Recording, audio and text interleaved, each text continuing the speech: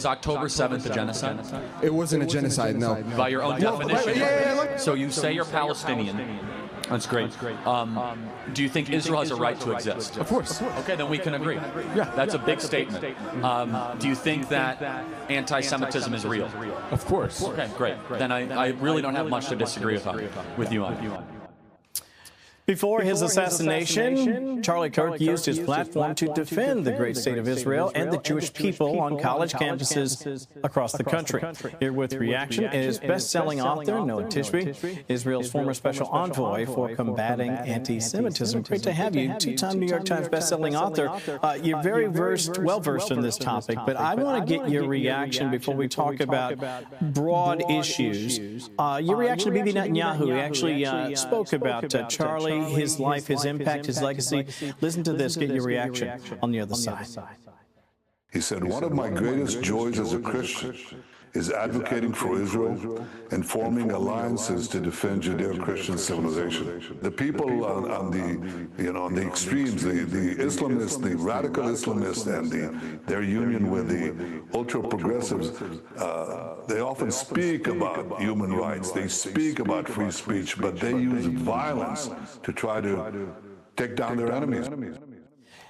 Powerful testimony there from the Prime Minister. Your reaction to what he had to say? My reaction is 100% correct. I think Bibi Netanyahu is correct in everything that he said about Charlie Kirk. And one of the things that is important for us to understand is that Charlie, as a Christian man, had no confusion about the indigeneity of the Jewish people to the land of Israel.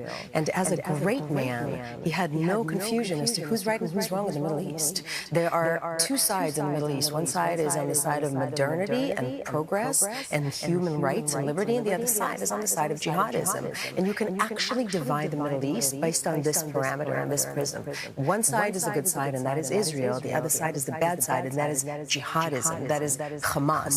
The allies on our side do come from the Middle East, from the region, and everybody on the West needs to listen to the Middle East, needs to listen to the people of Gaza. They themselves want to say, they themselves say that Hamas needs to be removed from power. This is the most important thing, and Charlie knew that. Yeah, he did, and he was so clear. And I think often, especially in politics, people they try to play it both ways, or they're very soft about their views. Charlie was not that person. He was very specific and very direct about his beliefs, and I love that about him as a person and as a friend.